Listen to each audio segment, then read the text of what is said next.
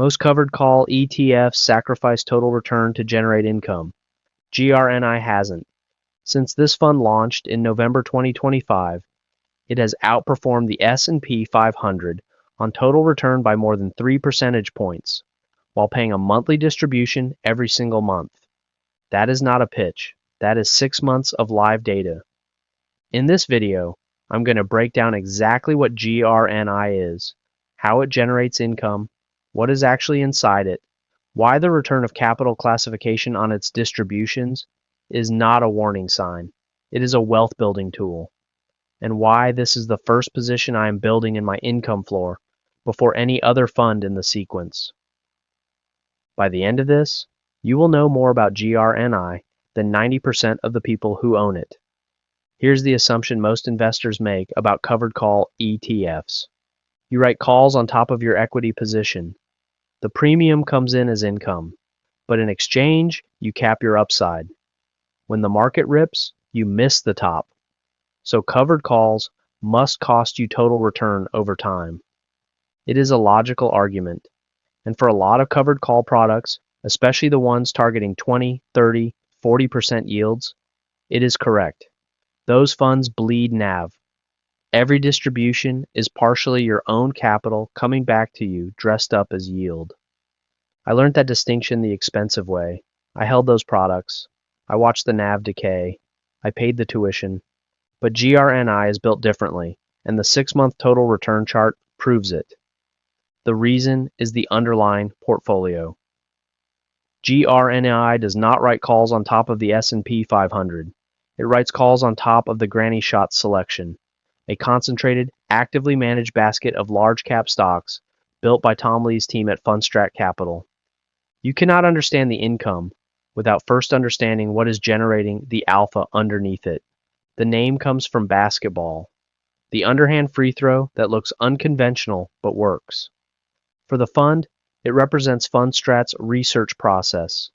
Tom Lee's team identifies themes, both short-term catalysts lasting 6 to 12 months and longer-term structural positions lasting 3 to 5 years. Every holding in GRN, I must qualify under at least 2 of these themes simultaneously. Right now, the fund runs 7 active themes. 3 short-term, style tilt, seasonality, and PMI recovery. 4 structural, energy and cybersecurity, millennials, global labor suppliers, and easing financial conditions. The portfolio is equal weighted, not cap weighted. That means every position carries roughly the same size. The highest conviction names, those qualifying under 4 themes simultaneously, are Chevron, Alphabet, and Meta. 3 theme names include AMD, Apple, Broadcom, and Nvidia. This is why GRNI moves differently than the S&P 500. It is not the index. It is an actively managed conviction portfolio with the options overlay built on top. Most coverage on GRNI assumes a simple covered call strategy. Write calls, collect premium, pay distributions. That is half the picture. The official strategy from Fundstrat's own documentation. The options overlay uses covered calls and cash-secured puts, actively managed to optimize yield and manage risk. The team adjusts the options positions based on market conditions. This is active management of both the equity book and the options book simultaneously. The official target distribution rate is 10% annually, paid monthly, not the 4% TTM yield you will see on most data sites. That number is a mathematical artifact of the fund being less than 1 year old, with less than 12 months of distributions to annualize. The actual published target from Fundstrat Capital is 10%. 5 payments since inception. December, 16.9 cents. January, 17.4 cents. February, 16.6 cents. March, 15.9 cents. Distributions dipped as volatility compressed. Then April. Markets got choppy. Implied volatility expanded, and the fund paid 17.4 cents, matching the all-time record. That is not a bug. That is the options engine, doing exactly what it is designed to do, converting market stress into income.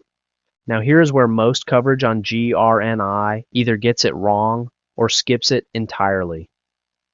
Fundstrat's own distribution table shows 4 of the 5 payments classified as 100% return of capital. If you have been burned by high-yield ETFs before, that phrase triggers a red flag. Return of capital means the fund is paying you your own money back. The yield is fake. The NAV decays. You are being fooled. That is the bad ROC. It is real. It exists in plenty of covered call products. But this is not that. And the proof is right there in the NAV. A fund genuinely eating itself shows a declining NAV. GRNI's NAV has been rising since inception. The ROC classification here is a tax treatment mechanic, not a capital return. With covered call strategies, the IRS classifies options premium income as estimated return of capital until the fund files its year-end tax reconciliation. It gets reclassified. The distribution is genuine options income. The ROC label is a filing artifact. Once you understand that, the ROC classification stops being a warning sign and becomes a feature. 3 ways it works in your favor. 1. If you are taking distributions as income today, ROC distributions are tax deferred. You do not pay income tax on them in the year received.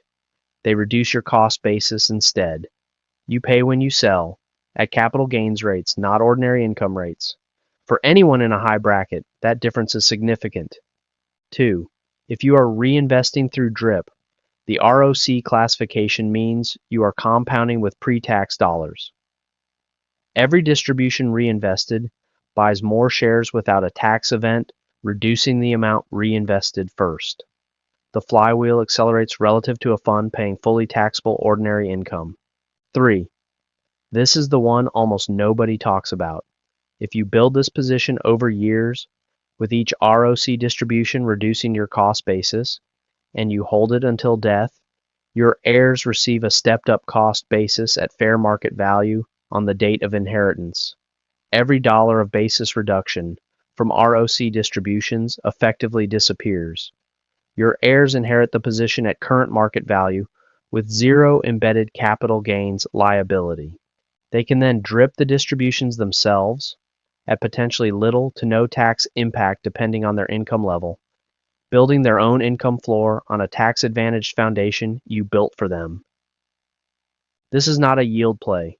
This is a wealth-building architecture. This is not tax advice.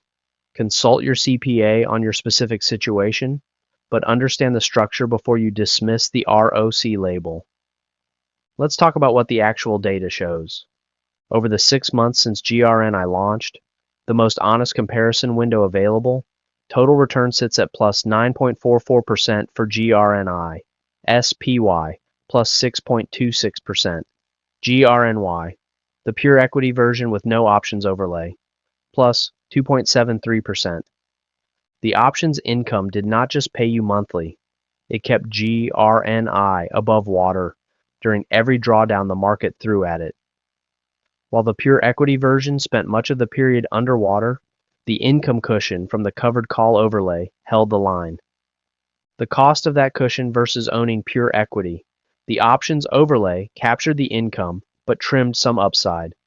The net result, GRNI outperformed both the market and its own underlying by a wide margin over this period. Current AUM is $48.21 million. That is a young fund. The flagship GRNY just crossed $4.32 billion, validating the granny shots methodology at institutional scale. GRNI is the income derivative of a strategy that has already proven itself. If this framework is useful, hit the like button. It helps more people find this channel. Subscribe if you want the full QQQI breakdown next. That is the second position in the sequence, and it is a very different animal. 6 months of data is not a track record. It is a promising start in a period that happened to favor the granny shots selection methodology. A sustained low volatility environment will compress distributions. The March payment at 15.9 cents showed exactly that. A market regime where passive cap weighted indexing outperforms active large cap selection will narrow the gap with SPY. Neither of those things has been fully stress tested across a complete market cycle. 3 things to track going forward: distribution rate trend month over month, AUM growth toward deeper institutional viability, and NAV stability through a full bear market cycle. But for an income floor built to run for decades and potentially transfer to the next generation with a stepped up basis intact, GRNI's structure, its methodology, its tax mechanics, and its total return profile since inception make it the right first position, not because it has the highest yield, because it has the most complete architecture. The flywheel starts here. I am built and bankrolled. Let's get to work. What is your current covered call ETF thesis? Are you running GRNI or something else in the income layer? Drop it in the comments. I read all of them.